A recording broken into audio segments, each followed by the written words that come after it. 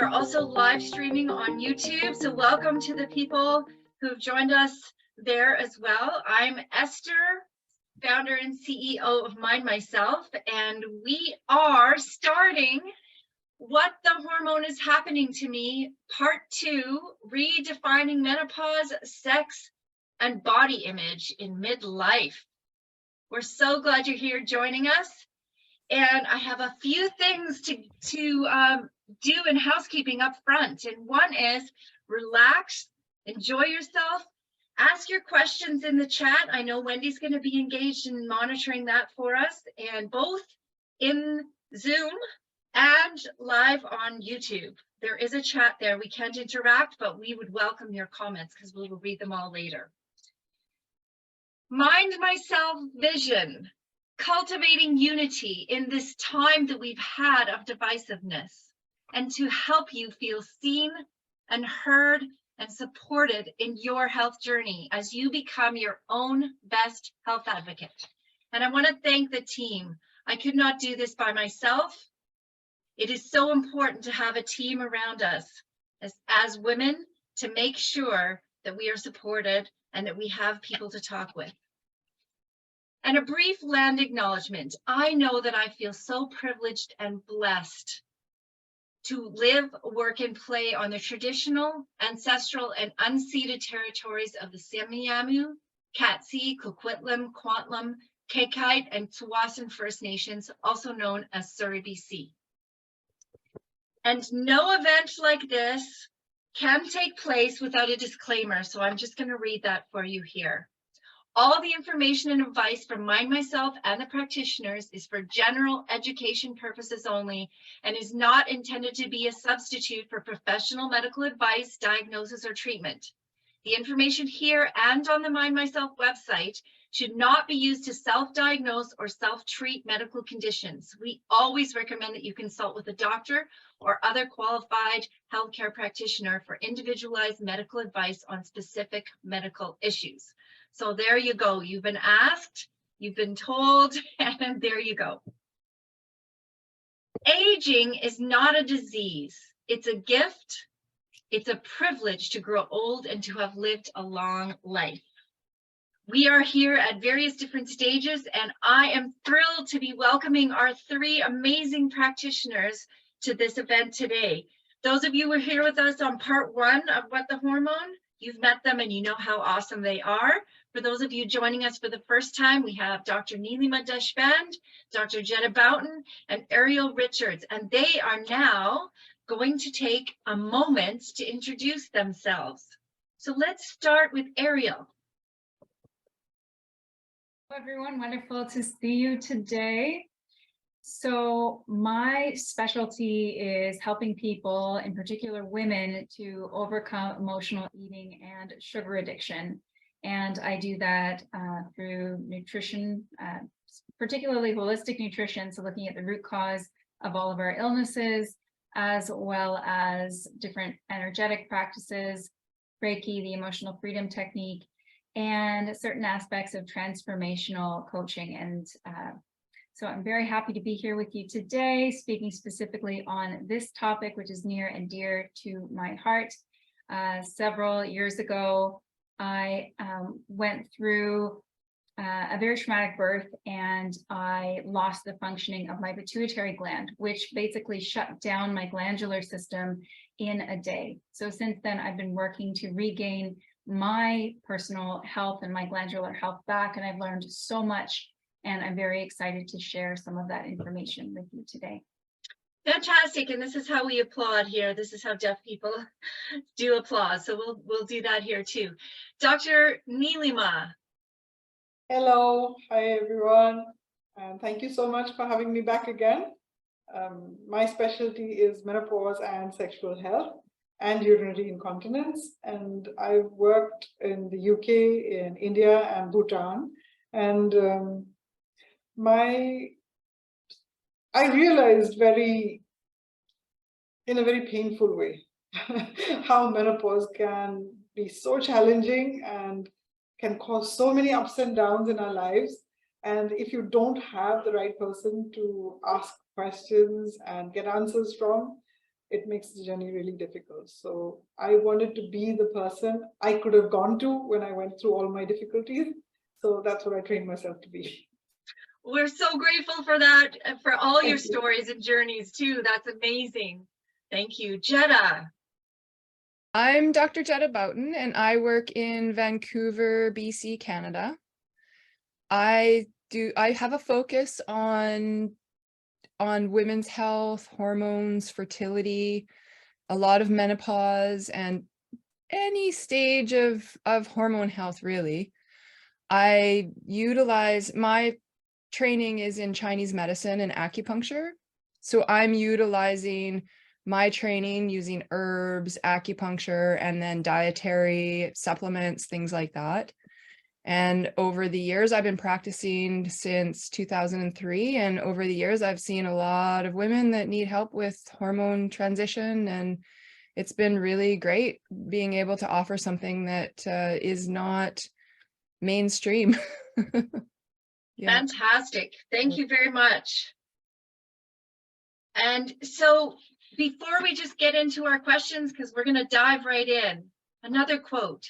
As I get older, I realize that what I want most of all is to be comfortable in my own skin and to find a balance between acceptance and growth. I think that's a fabulous way to kick off our questions. And the first one that we're going to dive into is, what are some social stigmas and myths surrounding menopause and aging? And let's start with Neelima. I come from a country where, aging is celebrated and women in gods and goddesses, but they're always depicted as being really young. So, we have this tradition where so-and-so goddess like so many hundreds and millions of years old, which is always like this sexy woman with great boobs and narrow waist and amazing hips. And unfortunately, as we go through menopause, most women are like that. They kind of lose the curves in between. So when media starts to depict women, they kind of exclude the top. So once you cross 50, you don't become a part of media. Very few women actually get to star on the covers of magazines or get to start talking about their challenges and how they've conquered the world. And a lot of them who do get to get the stage, they're usually leaders or they're CEOs of companies, and they have their rightful place in media. But average women like you and me often get ignored.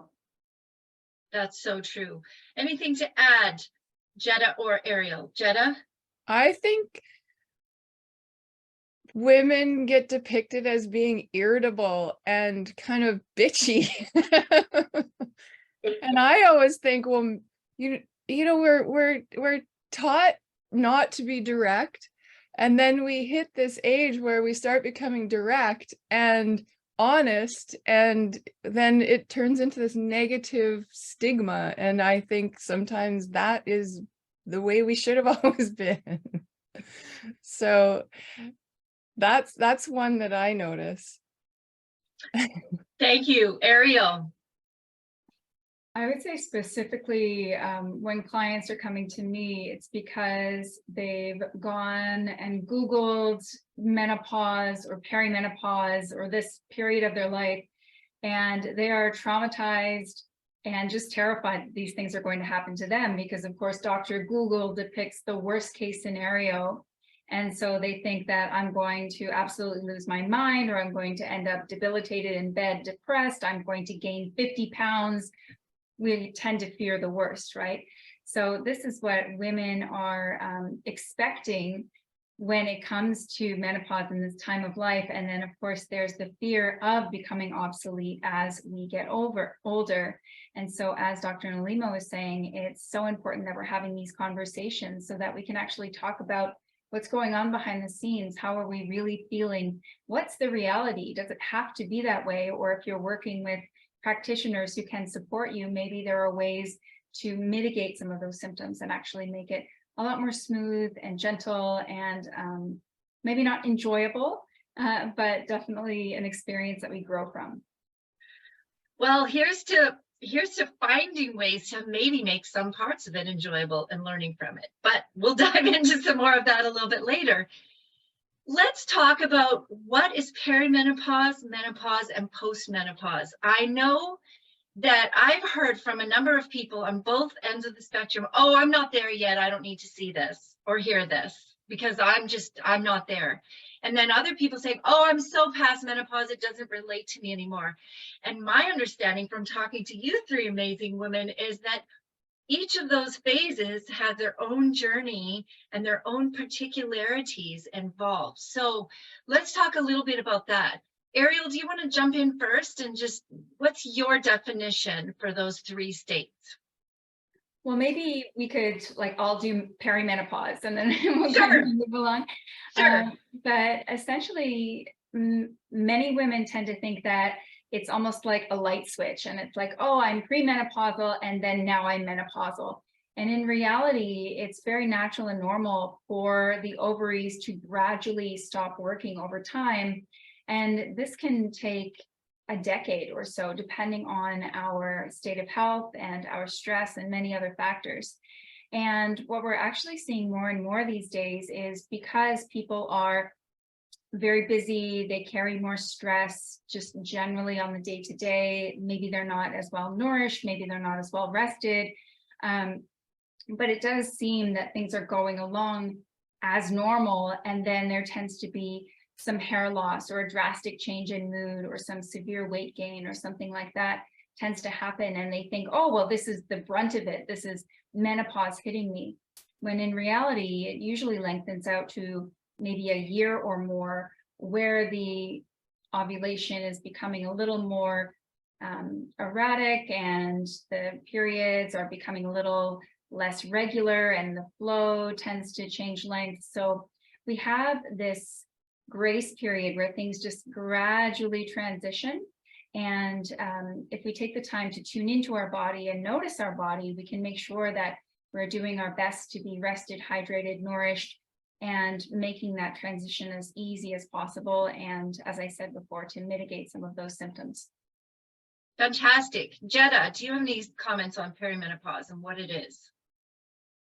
I can ditto Ariel's words. And one of the interesting things that that happens is because our ovaries are starting to do less work and not produce the way that they did previously when we were in our fertile years, our adrenals are asked to be doing more work. So that puts a lot more stress on the adrenal system when there's, you know, oftentimes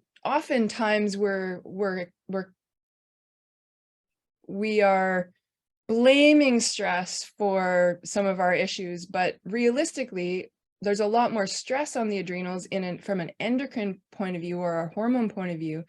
And then when we're not looking after ourselves, doing some of the things that Ariel mentioned, like getting enough sleep and water, hydration and nutrition, that puts a more physiological stress on the endocrine system. And so in perimenopause, when we are our cycles are starting to change, our hormone levels are starting to change because our ovaries aren't working the way they did, then that's when we actually need to start really looking after our adrenals so they can pick up the slack for what the ovaries are going to eventually stop doing. Wow. And Neelima, if you could comment also on what's the average age range of perimenopause as well in your answer. Yeah, internationally, the average age for menopause is 52, and plus it ranges anywhere from the age of 46 to the age of 54. In Asian countries, the age is a little bit lower. So it's like in countries like India, China, Southeast Asia, it's between the ages of 46 and 48.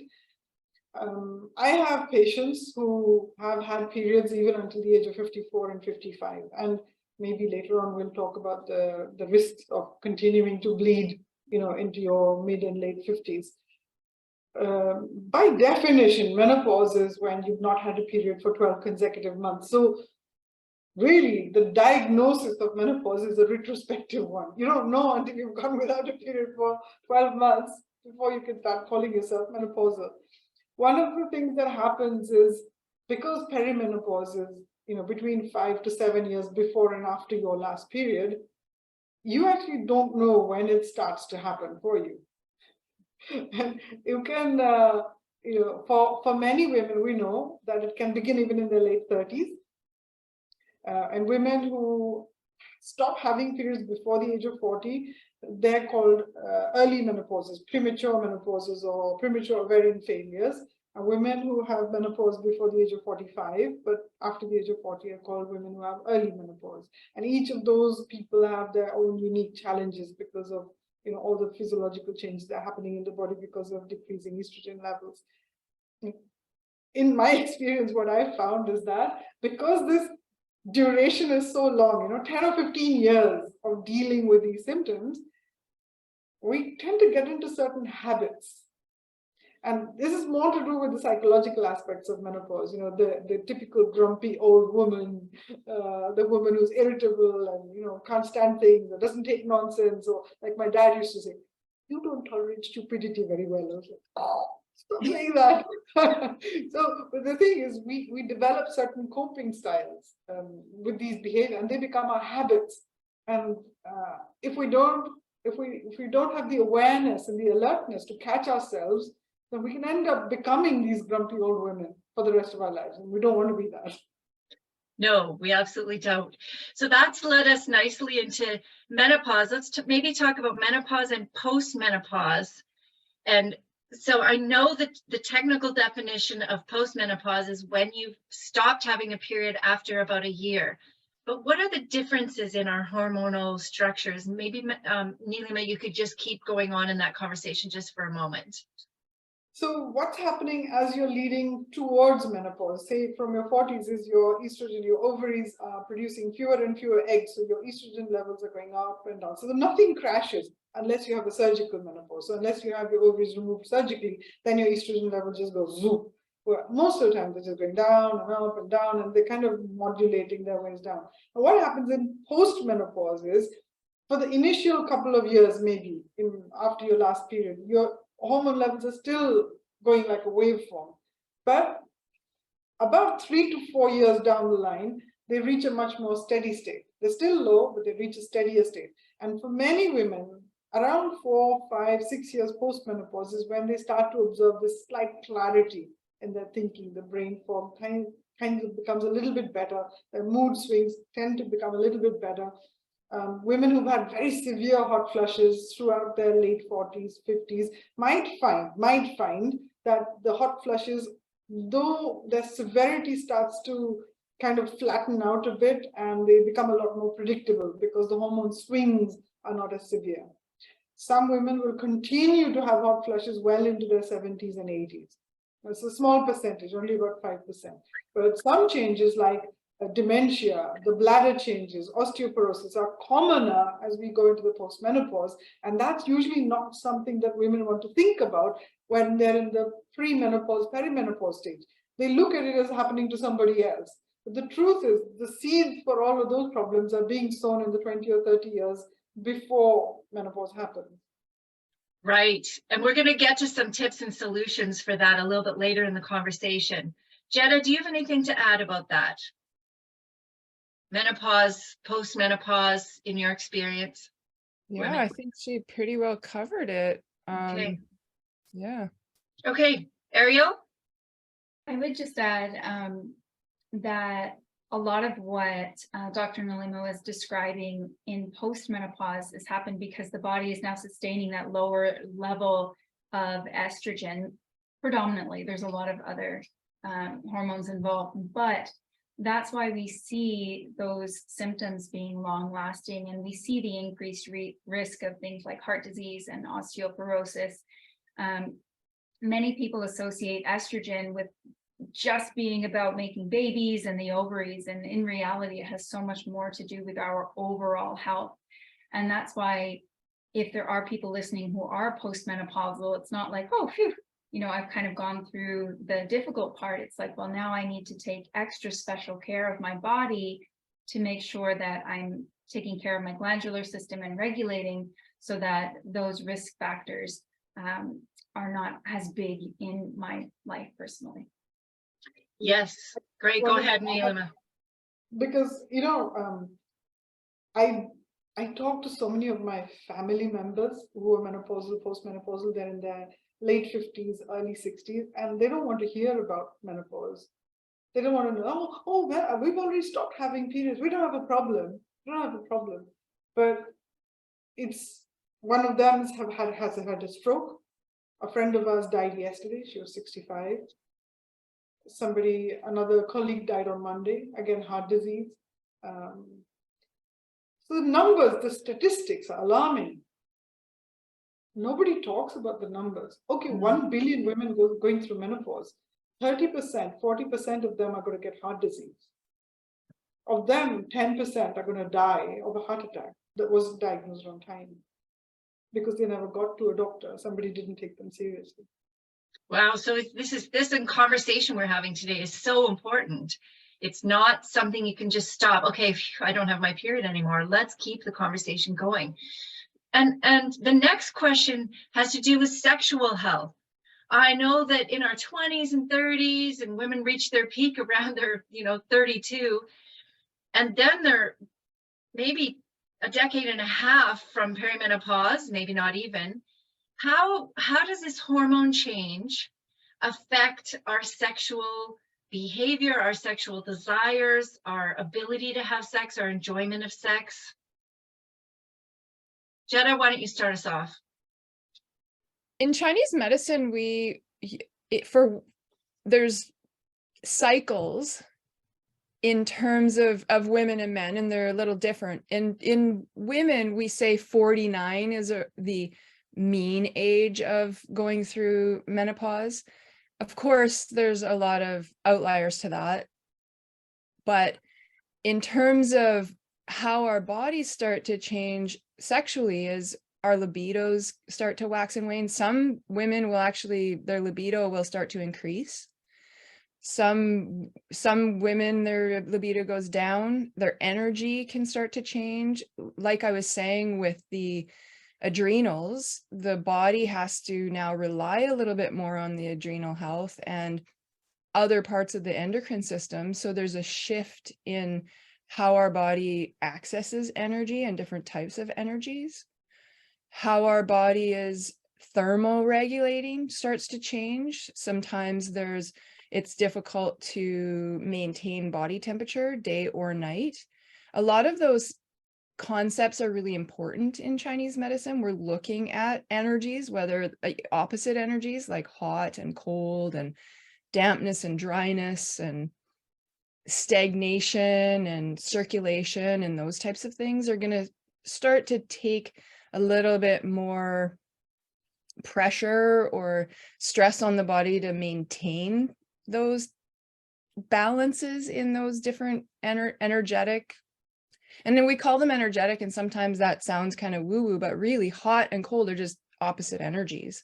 And you get, some women will have night sweats or hot flashes or day dysregulations. They can even have a hot body and cold hands and feet, or develop things like Raynaud's where they are not getting the blood flow to their fingers or toes.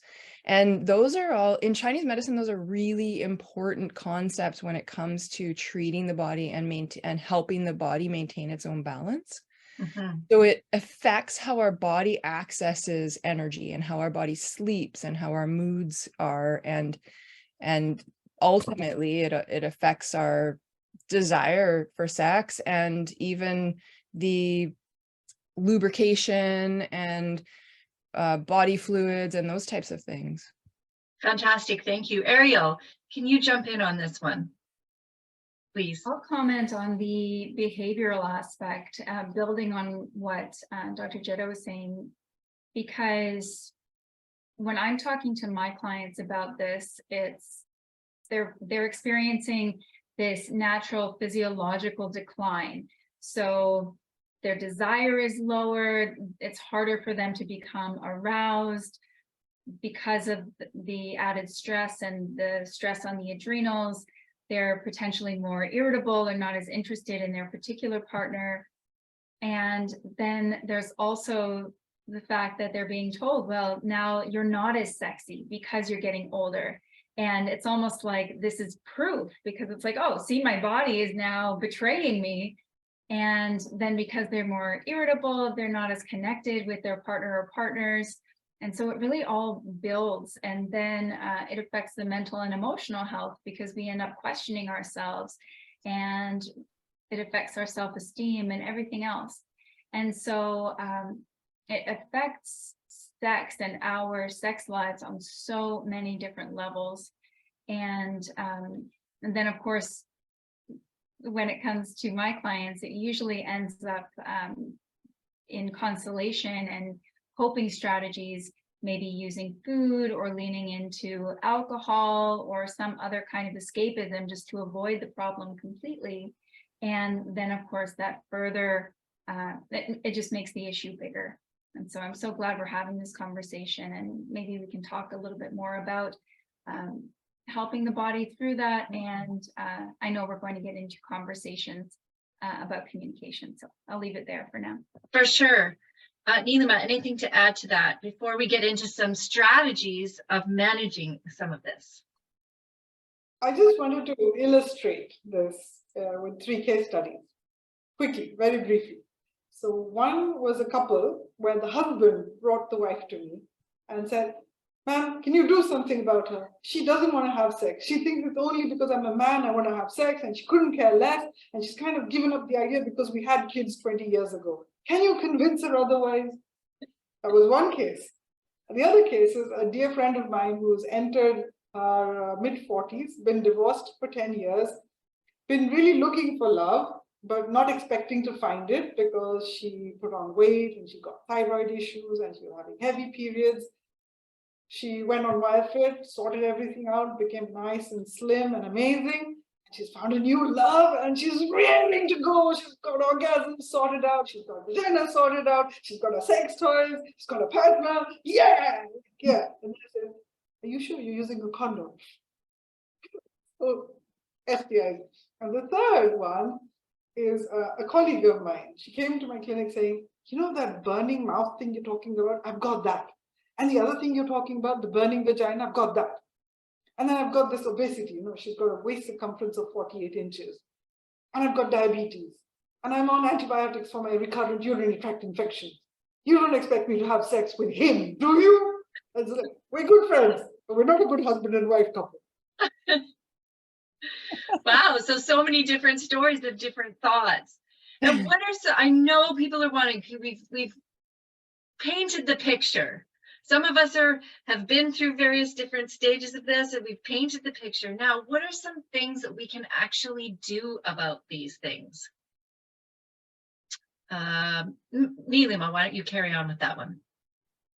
Well, each one of these cases presents a different conundrum. So like the first couple, it's about communication, it's about education, understanding that because you're going through menopause, because you had kids 20 years ago, your sexual self, your identity as a woman doesn't just get dissolved with your motherhood or just because your kids have left home. You need sex as much as your husband does. You need the intimacy, you need the stroking, you need the skin-to-skin contact, you need the orgasms, you need the vagina being exercised, you need the pelvic floor workouts. The second lady, the one who is, you know, amazing in a wonderful relationship, she needs to understand how to protect her sexual self, how to use condoms correctly, how to, you know, leverage her hormones, even though, you know, they're going down, how to leverage it and still boost her libido, and not forget that, you know, this relationship, like Ariel said, the communication is really important. Setting boundaries is important, not getting carried away, and understanding, you know, owning your independence, owning your voice, owning your financial status. All of that is really important. You don't give it all up just because you're in a new relationship. And then the final lady is actually getting her health back on track, getting the foundations of health intact, because when your health is good, your vascular health is efficient, that's when your sexual health becomes better. Then the treatments that go into, like Dr. Jeda was talking about, vaginal estrogens or lubricants, using stuff to make sex more comfortable, less painful, using other strategies to build desire, and not getting hung up on, oh my God, I don't think of sex very much, so I don't want to be with him, kind of thing. So finding ways to reconnect and seeking intimacy for yourself. So these are different strategies that happen depending on how they present. Fantastic. Ariel, do you have some thoughts on strategies of all the things we've been talking about and some of the hardest things that women go through? What are some strategies for moving forward? Are we speaking specifically about sex still? Or yes, yes, yes. So if you've ever seen a romantic comedy, usually there's some kind of misunderstanding between the two protagonists, right? It's like, in that romance, someone wishes that they could just say something, but they don't, and they do something awkward or dramatic instead. And then the other party feels like they're just misunderstood, and couldn't someone please just say something? And we're watching this movie like, well, just spit it out already, just have the conversation. And yet in our lives, we overthink everything.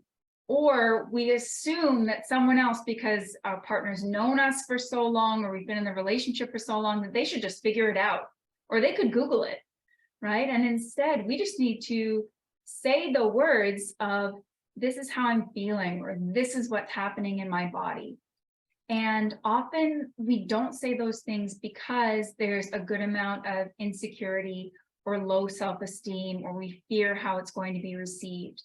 And so really the first step is to spend time getting clear on our feelings about this change in our body. How do we feel about having a lower sex drive, or a different desire, or fatigue, and it affecting us? Maybe by journaling, maybe by talking out loud to a friend who can witness us going for a walk and sorting out our thoughts. And then when we are really clear on how we feel, what we think, and what we need or want, then being able to just express it to the people who are important to us, and allowing them to just hear us. Maybe letting them know, I don't expect you to have an answer. I don't need you to fix anything, especially if you're with a male partner. They want to fix it, they can't fix it. So instead, just be like, this is where I am. And now how do you feel about that? Or what do you think about that? And just starting the conversation somewhere, because then you can work together to find a solution. And if you're single moving through this, then you can work with yourself to find those solutions, which is so important. Absolutely. Whether you're in partnership or single, there are solutions for all of us. Jeda, do you have any thoughts to add to this? Strategies on dealing with how sex is for us at these ages? So in terms of,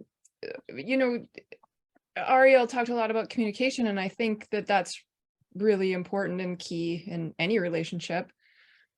One of the things that I often suggest to my patients when they're not feeling particularly inclined necessarily to have sex with their partner, sometimes it's about, something new in their lives, and they meet someone new, like Nalima was saying, and they get pretty excited. And I usually tell people to find a new activity to do together that requires communication, even if it's like a new sport or something they can learn together, or something they both enjoy doing together, that is other than watching TV, or playing Scrabble's great, but it's mostly quiet. So doing something together that actually requires some communication and camaraderie, and not necessarily too much competition. Right. And then that can help sometimes rekindle communication and togetherness, and just almost getting to know each other again, almost dating again in a way. That's awesome. I'm seeing some really great stuff in the chats. Pickleball, hip action, take some dancing lessons, go do some different things. I love some of these comments and she's planning a 5-Saturday event in April for hip dancing. I'm so in. We live near each other, so I think I can do that. And what are some tips to deal with the actual practical things. We've talked about sex, and really it's about intimacy and communication. What about some practical things for managing the hot flushes, night sweats, mood swings, vaginal dryness, painful sex, brain fog, weight gain? I know that's a lot, so there might be different strategies, but let's comment on some of those. Nilima, why don't you start us off? So the way I work with my clients is I use something called a menopause rating scale, and that categorizes their symptoms into physical symptoms, psychological symptoms, and genital symptoms. And that gives me a good idea of whether they need just vaginal estrogen, pelvic floor exercises, and guidance on how to have better sex, less painful sex, or it is the rest of the body symptoms like the hot flushes, like the body ache, the joint pains, the palpitations, the mood swings, which are insomnia, depression, and anxiety, which are then affecting the sex life and the relationship. So when it comes to physical and psychological symptoms, particularly hot flushes, when you look at the guidance from the International Menopause Society, hot flushes, severe hot flushes, we know are also associated with higher cardiovascular risk. So severe hot flushes do come under the category where menopause hormone therapy is, women are eligible to request menopause hormone therapy. None of the other symptoms are not primary indications for hormone therapy. So they're better off being managed with lifestyle changes, with improving nutrition, breathing, movement, getting sleep on track, lowering stress levels, boosting oxytocin levels.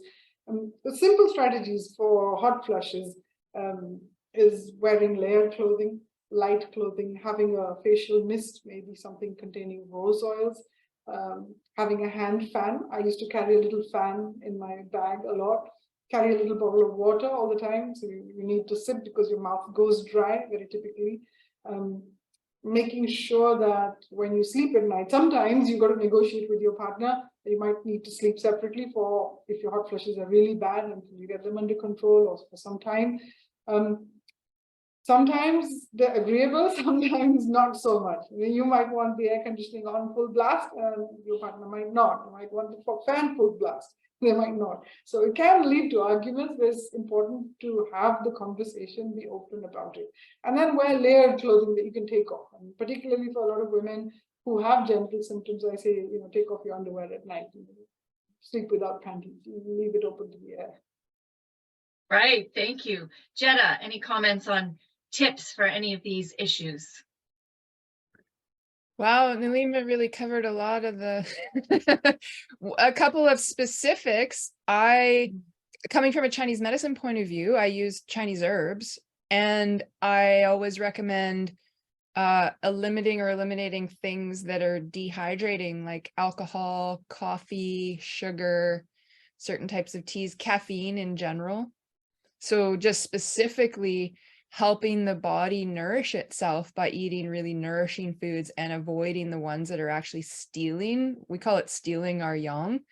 Essentially what it means is like stealing our life force or taking hydration out of our body as well. Our body needs a lot more of that. I think of, again, back to the adrenals needing support. I think of the endocrine system and helping to support the endocrine system through things that cause the least amount of stress on the body. And that's again, physiological stress, emotional stress, and nutritional stress. I also think about hydration in a way that it helps your body to methylate or process the hormones that need to actually be detoxed from the body. So when we're doing things that are really well nourishing to our body, and even movement and letting your and functional sweating versus like spontaneous sweating, excellent, helping detox. Totally, I love that. Well, if you have some water, let's all take a sip together, because that's really important. And then one other thing about hydration in Chinese medicine, if we're drinking cold fluids, it's not going to absorb as well. So it's like pouring ice water on a plant that's all dried up and then it just flows right off. That's kind of how we think of it. So Oh, what a great metaphor. And before we go to Ariel, and I would love to hear some nutrition stuff from you on this, let's everybody take a stretch. Stretch your arms out, do what feels good in your body. Maybe stretch, get some energy going in your chair if you're standing. Oh, excellent. I know I feel better when I take intentional time to do that. So Ariel, how do we manage some of these symptoms through nutrition? What are your recommendations? Okay, I love this because it takes this big topic and a lot of things that feel out of our control, and it brings it down to ground level where each of us can really take action in our everyday lives to help our bodies feel better. So we've heard a lot about the different organs and systems of the body that need extra support at this time. So we can talk specifically about the glandular system, the ovaries, the adrenals we talked about, but the thyroid as well plays a big part here. And then, of course, we also want to think about the liver, because the liver plays a big role in regulating our hormones and filtering what it wants to keep and what it wants to let go of. And then our cardiovascular system, we want to keep in really good health, as we talked about, to ensure that everything is working well. And of course, none of that would be possible without a really healthy digestive system. So I like to start with my clients working on their digestive system to make sure that everything is functioning as best as possible, so that when they eat all of those nourishing foods, they're actually being absorbed. So the first thing we can look at is simply, like, before we even get into the food, slow down when you're eating your meals. Chew your food really well. It seems so simple, but don't invest in all of these expensive supplements and foods if you're not going to take the time to break them down properly. So if you're chewing your food really well, you're making sure that you're not, driving and then eating something at the same time or scrolling through social media. It's so key and so simple. And then the next thing is, how is your gut health? So how many of you are experiencing bloating right now? How many of you are experiencing some excess or uncomfortable gas, right? Is that a part of your daily life? And if so, then we want to think about, well, how can I better keep my gut in balance? And then we want to look at some foods that are prebiotic and probiotic. So instead of going right to probiotic pills, something that's so simple is, if you're having fermented vegetables. My favorite is sauerkraut up here in Nova Scotia. They make a really good one. It's so simple. It's cabbage and salt. Maybe you prefer kimchi, but 2 tablespoons of that with a couple of your meals a day is going to work wonders for your whole system. Okay, so really focusing on your gut microbiome. Then a couple other things, because this could be a whole thing of its own, so I'll keep it short. But when we talk about hydration, it's not just water, it's the minerals that are in the water. So if you're drinking reverse osmosis water, or water that's been filtered, or if it's really poor quality or has a lot of contaminants, invest in a better water filter and potentially look at putting mineral drops, humic acid, fulvic acid, into your water, because that is actually going to do so much to fight fatigue, to fight brain fog, to wake you up, to improve your cardiovascular function. Or you could use sugar-free electrolytes if you're really dragging through the day. That will give you a huge boost. A couple other things that I'll mention very quickly are, number one, cruciferous vegetables. Okay, these are magical for this time of life, particularly broccoli, Brussels sprouts, cabbage, cauliflower, kale, all of that family, because they help support the liver function, which will then help with hormone detoxification and balancing. So incorporate those on a regular basis. Healthy fats are really good for improving our hormone production, because hormones are actually made of fat primarily. So we want to look at olive oil, flaxseed oil, avocado oil, soaked nuts and seeds. Those are all really important right now. Avocados, so juicy and nourishing. And protein is also really important right now, because amino acids, what protein is made of, is the building blocks of our muscles, of our hormones. And so making sure that we're getting a good amount of protein, and if you can tolerate it, organ meats are really nourishing right now because they have not only the protein, but a lot of the vitamins and the minerals that we are looking for. So those are just a few little hot tips, but it's definitely a big conversation. So feel free to ask me if you want more specific information. Yes, and Ariel has many programs about that, and so definitely connect with her on her offerings for sure. Let's dive into hormone replacement therapy or bioidentical hormone replacement therapy. I know that's something everybody turns to. What are those two things, and should women be doing that and exploring it more? Neelima, why don't you comment on that first, please? There's different types. So bioidentical hormone therapy was touted because they take a reading of what your hormones are like, and then they manufacture some tablets that are in proportion to what you need, and they're supposed to be hormones that your body naturally produces. The other types of hormone therapy, menopause hormone therapy, is also called another type called body identical. So that's also hormone therapy that comes in pills, patches, creams, or gels, which is designed again from hormones that are similar to the human body. They're also made in a lab. So both of these are actually made in a lab. And then the third type is something like Premarin, which is made from horses or urine. It's extract of animal hormones. And all of these are used across the world for women who need hormone support. We have guidelines now on who's eligible and who isn't. And particularly, I want to draw the attention, and there's a big drive to everybody, going for natural remedies, and everybody should have natural remedies and herbal remedies, and you shouldn't be taking any kind of synthetic hormones. The truth is, both bioidentical hormone therapy and body identical hormone therapy, nobody's getting these hormones from human beings. They're all being made in a lab. They're just being changed according to the profile you submit.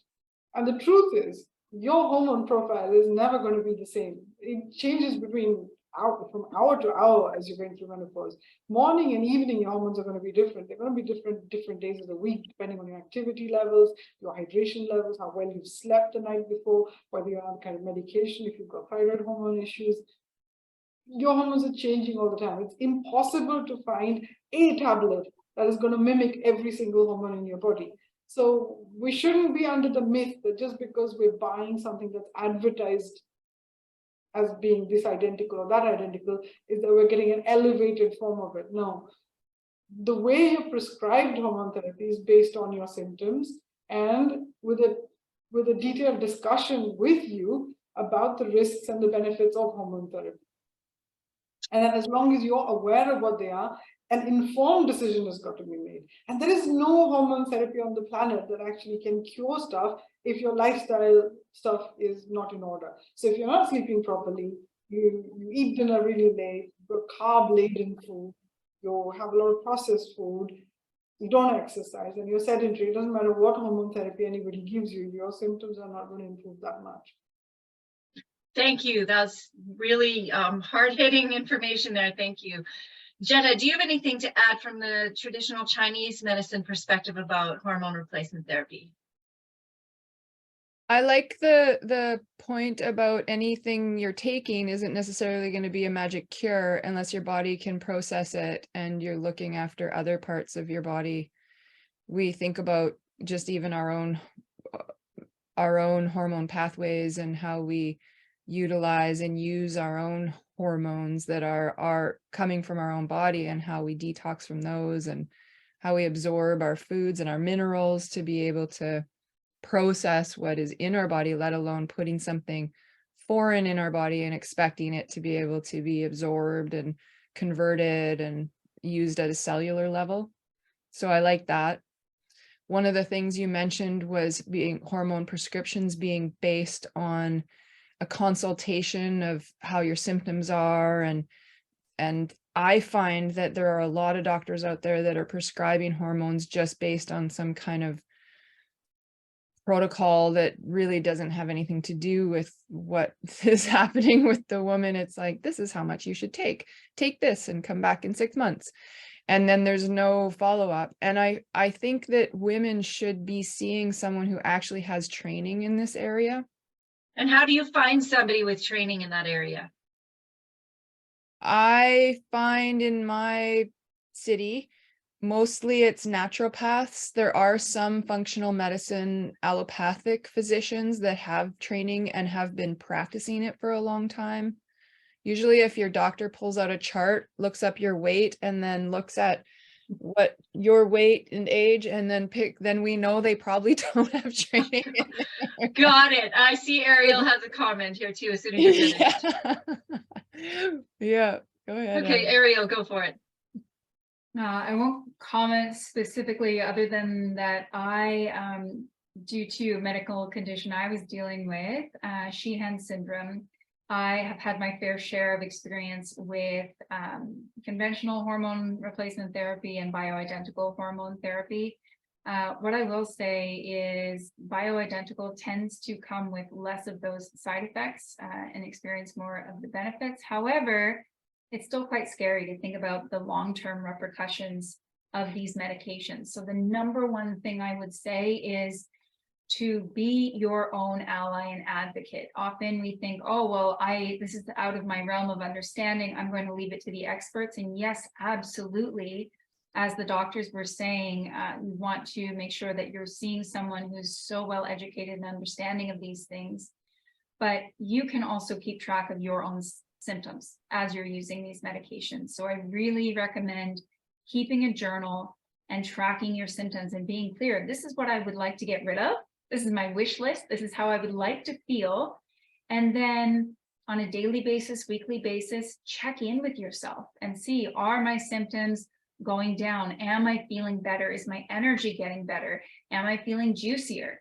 Because there are risks associated and you want to be clear, is this benefiting me in the way that I want? And so is it really worth it? And if your doctor's like, well, I don't know, and you go and to them and you're like, well, I don't know, then no one knows what's happening. So that's the one piece of advice. Know your own body first and best. Right. And if your doctor is saying something to you like, well, I don't know, then find a second opinion. Yeah. And maybe consult with a naturopath or a registered holistic nutritionist or a gynecologist like Neelima and a traditional Chinese medicine or some other approach that draws you to them and try some things, because you don't have to be just stuck with what one doctor prescribes to you. Go ahead, Neelima. If you're struggling to find a specialist, menopause specialist, sometimes there is a menopause society in different countries. For example, the American Menopause Society, the International Menopause Society, we have the Indian Menopause Society, the British Menopause Society. They will often maintain a directory. So you can actually look up the presence of a menopause expert in your area from that directory. But I do agree that sometimes you have to consult more than a few to find somebody who will actually listen to you and understand what you're saying and accept that, you know, it's a joint discussion. It's not about one person just dishing out something for the other person. Fantastic. Jetta. You're going to work on things from different perspectives too. And when you do find someone you really trust and that has knowledge and you feel like you have a good rapport with them, ask them what other practitioners they work with. Because you're going to want someone to help you with your nutrition and your HRT and potentially looking at it from other perspectives like Chinese medicine. And so build a team for yourself. I love that. Build a team. We're coming close to the end of our time together. Man, it goes by so quickly. Some healthy habits that you want to leave people with. I know we've referred to some, but if you could summarize it in your own words, what are some key healthy habits? Jetta, you were just talking. Why don't you start? Just talking. Activities. I think movement is so important. We start to get a little creaky. We start to get some aches and pains. We stop moving, stop using it. And that is the opposite of what we should be doing. We might need to alter our movement or alter what we're doing or work with someone who can help with that too. But not doing anything is going to make everything worse. And of course, the diet. And one of the things we kind of talked about when we were meeting, the four of us earlier, was self-esteem. And and how that can affect how we look after ourselves moving forward. And I think I can't stress enough how important it is to find people who are like-minded, also want to be on a health journey. Doesn't even have to be people your own age, doesn't even have to be females, but you're looking for people to surround yourself with that are interested in their health and looking after themselves, and interested in doing having some of the same goals. And that can be your partner too. Yes. And learning new things can be really empowering for your mind, your body. So building your self-esteem and building your sense of self in those kinds of ways. Fantastic. Thank you. Neelima, and then Ariel, you can bring us home on this one. Some important habits that I've learned to do myself is, like Dr. Jetta said, movement, making sure you get to sleep on time, hydrate yourself, don't compromise on nutrition. I think when you're younger, you can get away with a lot of mistakes in your eating habits, and you can slip more often. But as you get older, those slips need to happen less and less often. So building a really strong habit of observing yourself. Meditation and journaling and self-reflection, really important. And building time into your day to get oxytocin boosts. That is something that will help manage a lot of the psychological symptoms around menopause. And having good sex. Having good sex. Okay, awesome. Ariel, take us home on this one, please. What strategies do you incorporate? I know you'll incorporate all the ones that have been said. What can you add to this? I would add to nourishing yourself, moving your body, making sure that you have other activities that are strengthening your sense of self-worth, self-confidence. All of those things are so important. The last thing that I would add is really lean into this transition in your life and be proud of it. I remember being introduced to these three phases as like the maiden, the mother, and the crone. And so we think of the crone as being like this old lady, and she's cranky and she's mean. But let's think of it as like this really fabulous, wise sage who's seen so much and done so much and just has worlds of experience that they can share, and really own that at that period of your life. And I've heard so many women and so many clients who complain, well, I'm not seen and I'm not heard and nobody cares. Well, are you asking to be seen? And are you stepping up and using your voice? And are you really making sure that this change can happen? So be that change for yourself and for others. If you feel like you are forgotten or you're not important or your needs aren't being met, ask for what you need. Be brave. Think of this as the encouragement that you need, the little gentle nudge to really be brave and step up and ask for what you need and put yourself first for once. That would be an amazing habit to adopt. That's what I'll say. Put yourself first. I love it. Put yourself first. And we're going to have an extra 30 minutes of question and answer with you amazing women here. But before we end this session, I know we're at our 60-minute mark. I have an offer for you, and I'm just going to share my screen. Bear with me one moment here. Here we go. And one of the things that we talk about is that we've talked about a few times this time is sleep. And it's such a big deal right now. We've decided to make our next Mind Myself Health discussion about sleep. And so here we go. Reclaiming your energy, the power of sleep, stress management, and stamina building. That's the title of it. And we have 3 amazing practitioners who are coming. But if we don't have proper sleep, it's the foundation for our healthy and productive life. We've talked about it today as well. But I think we need to dive a little bit deeper into this, because sleep deprivation, here's a quote for you, is a thief that robs you of your vitality and energy, and it can leave you feel drained and unable to function at your best. We want to function at our best. So our 3 panelists are an osteopathic practitioner who is a kinesiologist and works with elite athletes. We have an energy practitioner who does Reiki, among other energy healing modalities, and a behavior psychologist. So it's going to be at the same time 6 weeks from now. And you can, of course, view it free on YouTube, like those of you who are on YouTube right now doing that, or you can participate and become a Mind Myself Insider and experience it live in Zoom for the full 90 minutes and have an opportunity to ask fabulous practitioners your questions, all for $15. If we were going to charge for this, it would probably be at least $50, but it's $15. But wait, there's more. First bonus, for people who sign up today, you get entered into a draw for 5 spots for a 15-minute discovery call with Doc Jetta. The value of that is $65, and it's free today. And there's more. Bonus number 2, same thing for Dr. Nilima. 5 spots for discovery consults. And I don't know about you, but I know 15 minutes would be incredibly valuable with both of these women. $65 today, it's for free. Third bonus, Ariel's 5 tips that really work on how to avoid menopause belly. And we've covered some of them today, but she's put together in 2 pages, 2 sheets. And if you really applied them, that would change your life immensely. And all today for only $15 US. So we encourage you to sign up. I know Wendy has put the link in the chat, both on Zoom and in the YouTube live experience. So ways to stay engaged with us. We would love to stay connected with you. Come to our next event. We always want to offer a free version. And if you want to be a Mind Myself Insider, again, it's only $15. We invite you to come to the Mind Myself website. There is so much information there to get you started, finding out about different modalities that you can use.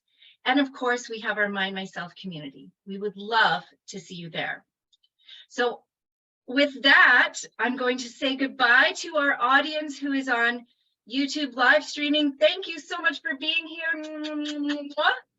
And we will continue with our 30-minute Q&A on Zoom. Thank you for those people. Bye now. We're so glad you're with us, and we're doing this because you matter.